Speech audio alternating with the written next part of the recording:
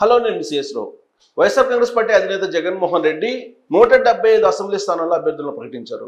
వాళ్ళల్లో గెలిచే వాళ్ళు ఎవరు, ఎంత మెజార్టీతో గెలిచేటువంటి అవకాశం ఉందనేది మనం ఒకసారి చూద్దాం.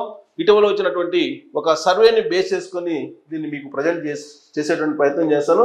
ఆముదాల వలస తమ్మినేని సీతారాం 3194 ఓట్లతోటి గెలిచేటువంటి అవకాశం ఉంది. పాలకొండ నుంచి విశ్వేశ్వరయ్య కళావతి 2156 ఓట్ల మెజార్టీతోటి గెలిచేటువంటి అవకాశం కనిపిస్తుంది. కురుపాం పాముల పుష్ప శ్రీవాణి 4542 ఓట్ల మెజార్టీతో గెలిచేటువంటి అవకాశం ఉంది. సాలూరు పీడిక రాజన్న దొర 7805 ఓట్లతో గెలిచేటువంటి అవకాశం ఉంది. చీపురుపల్లి బొత్స సత్యనారాయణ 4180 ఓట్లతో గెలిచేటువంటి అవకాశం ఉంది. నెల్లిమర్ల బడ్డుకొండ అప్పలనాయుడు 4180 ఓట్ల మెజారిటీతో గెలిచేటువంటి అవకాశం ఉంది. పాడేరు విశ్వేశ్వరరాజు 3682 ఓట్లతో మెజారిటీతో గెలిచేటువంటి అవకాశం ఉంది. అనపర్తి సత్తి సూర్యనారాయణ రెడ్డి 18253 ఓట్ల మెజారిటీతో గెలిచేటువంటి అవకాశం ఉంది. రాజానగరం జక్కంపూడి రాజా 19184 ఓట్ల మెజారిటీతో గెలిచేటువంటి అవకాశం ఉంది. దెందులూరు కొటారు అబ్బయ్య చౌదరి 3030 ఓట్ల మెజారిటీతో గెలిచేటువంటి అవకాశం ఉంది.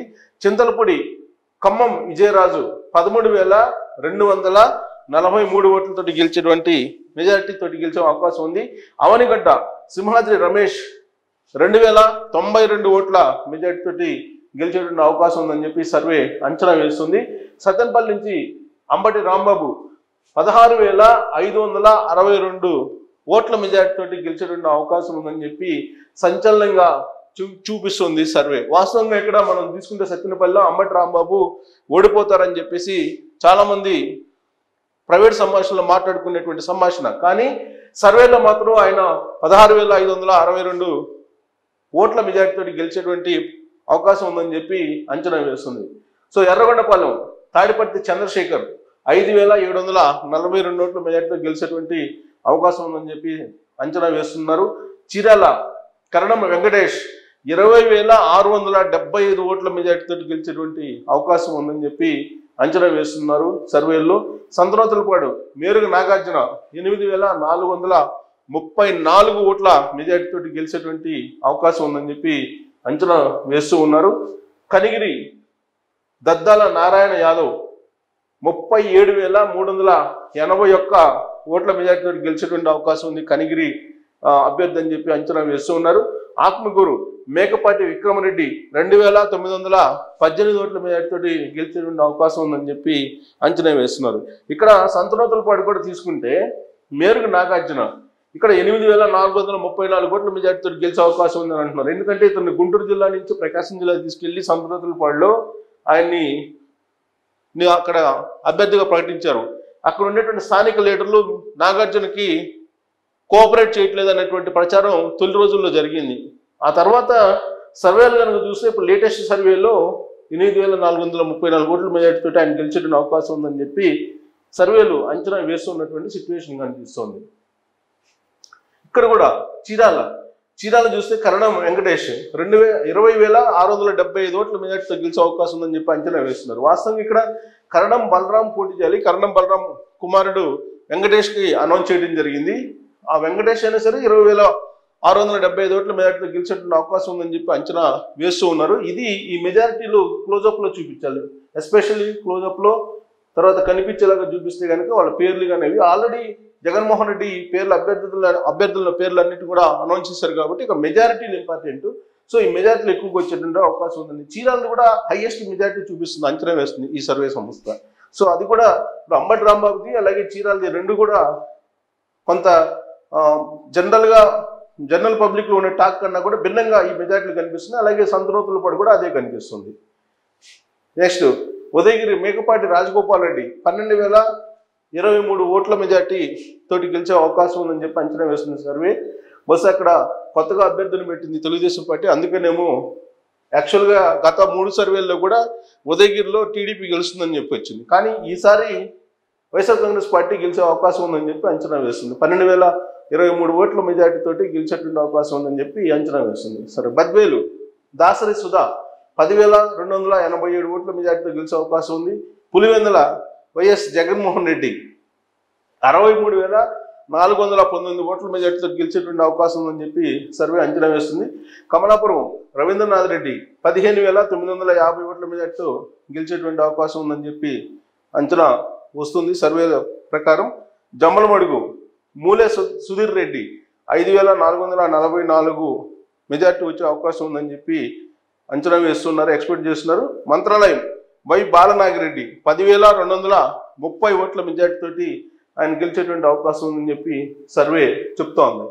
ఇక ఆదోని వై సాయి ప్రతాప్ రెడ్డి 2,623 ఓట్ల మెజార్టీ తోటి గెలిచే అవకాశం ఉందని చెప్పి అంచనా వేస్తున్నారు. ఆలూరు విరూపాక్ష 7,802, గుంతకల్ వెంకటరామరెడ్డి 2,031 ఓట్ల మెజార్టీతో గెలిచేటువంటి అవకాశం ఉందని చెప్పి సర్వే చెప్తోంది. కదిరి బిఎస్ మక్బుల్ అహ్మద్ 4,303 ఓట్ల మెజార్టీతో గెలిచే అవకాశం ఉందని చెప్పి అంచనా వేస్తుంది. ఇక తమ్మళ్ళపల్లి పెద్దిరెడ్డి ద్వారకానాథ్ 50,213, సో భారీ మెజార్టీతో తమ్మలపల్లి నుంచి పెద్దిరెడ్డి ద్వారకానాథ్ గెలిచే అవకాశం ఉందని చెప్పి అంచనా వేస్తుంది సర్వే.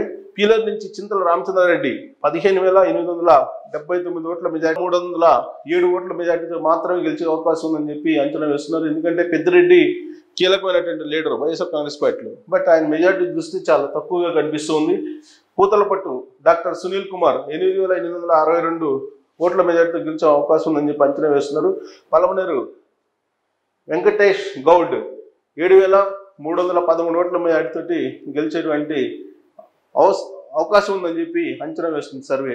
ఏ సర్వే ప్రకారం ఈ రిజల్ట్ని, ఈ మెజార్టీని మీరు అంచనా వేస్తున్నారని చెప్పి అనుకోవచ్చు. అందుకే ఆ సర్వే సంస్థ దానికి సంబంధించిన వ్యవహారాలు కూడా మీకు చూపించడానికి ప్రయత్నం చేస్తాను. అందుకంటే ముందు ఇప్పుడు రాజం మిగతా కాన్స్టిట్యున్సీలు అంటే ఎస్టిమేషన్ అంచనాకి అందనటువంటి కాన్స్టిట్యున్సీలు రాజం డాక్టర్ తల్లే రాజేష్ టఫ్ ఫైట్ ఉంది. పార్వతీపురం అలజంగి జోగారావు టఫ్ ఫైట్ ఉంది. నూజివీడు మేకా వెంకట ప్రతాప్ అప్పారావు టఫ్ ఫైట్ ఉంది. మాచర్ల పిన్నెల్లి రామకృష్ణ టఫ్ ఫైట్ ఉంది. గూడూరు మురళీధర్ టఫ్ ఫైట్ ఉంది. డోన్ బుగ్గన రాజేంద్రనాథ్ రెడ్డి టఫ్ ఫైట్ ఉంది. సో ఇక్కడ ఈ కాన్స్టిట్యున్సీలో అంచనా వేయలేకపోతుంది, సర్వే కూడా అంచనాకి అందట్లేదు. అక్కడ టఫ్ ఫైట్ ఉంది, నువ్వా నేను అన్నట్టు టఫ్ ఫైట్ కనిపిస్తుంది. సో దీన్ని మనం ఈ 6 స్థానాలు మినహా మిగిలినటువంటి స్థానాల్లో వైఎస్ఆర్ కాంగ్రెస్ పార్టీ ఎన్ని స్థానాలు గెలిచే అవకాశం ఉందని చెప్పి సమ్అప్ చేస్తే కనుక ఇది మనకు కనిపిస్తుంది. ఇది సర్వే. ఈ సర్వే చేసినటువంటి సొసైటీ ఫర్ గ్లోబల్ ఎలైట్మెంట్ అండ్ డెవలప్మెంట్ లక్నో సంస్థ చేసినటువంటి సర్వే ఇది, ఒపీనియన్ పోల్ ఆంధ్రప్రదేశ్ది. సో దీని ప్రకారం ఇక్కడ ఆల్రెడీ సర్వేకి సంబంధించి ఎలా చేశారు ఏంటి అనేది డిస్క్రిప్షన్ కూడా ఇవ్వడం జరిగింది. సో ఇక్కడ ఆల్రెడీ మన ఎగ్జిట్ ఒపీనియన్ పోల్ అని, దీని ప్రకారం వైఎస్ఆర్ కాంగ్రెస్ పార్టీకి 33, అంటే ఈ 33లో 39లో 33 పక్కాగా గెలిచేటువంటి ఉన్నాయి, ప్లస్ 6 టఫ్ ఫైట్. ఆ టఫ్ ఫైట్ కూడా దీనికి వేశారు. టఫ్ ఫైట్ ఉంది, బట్ వైఎస్ఆర్ కాంగ్రెస్ పార్టీకి ఎడ్జ్ ఉందని చెప్పి తెలుస్తుంది. అందుకే 39 వేశారు. సో 39 అందుకే వేశారు. టోటల్గా వైసీపీకి 39 వేసింది ఈ సర్వే సంస్థ. 39 వచ్చేటువంటి అవకాశం ఉంది. అదే టీడీపీకి వచ్చేసి, అంటే TDP Janasena plus JSP plus BJP కూటమి, ఈ కూటమికి 136 వస్తాయని చెప్పి అంచనా వేస్తుంది. సో దీంట్లో 6 మాత్రం టఫ్ ఫైట్ ఉన్నాయి అంటున్నారు, 33 పక్కా వైసీపీకి. అదే వాళ్ళు ఎవరెవరు గెలుస్తారని చెప్పి నేను ఎక్స్ప్లెయిన్ చేశాను కదా, 33 అవి. సో ఈ సర్వే ప్రకారం సొసైటీ ఫర్ గ్లోబల్ ఎలైట్మెంట్ అండ్ డెవలప్మెంట్ లక్నో సంస్థ చేసినటువంటి సర్వే ప్రకారం 12వ తారీఖు చేసింది, మార్చి. సో దాని ప్రకారం పక్కాగా గెలిచేటువంటి అభ్యర్థులు ఎవరు అనే దాని మీద మీకు క్లారిటీ ఇచ్చాను. వైఎస్ఆర్ కాంగ్రెస్ పార్టీ నుంచి గెలిచేది 33 మంది పక్కాగా గెలిచేది ఉన్నారు.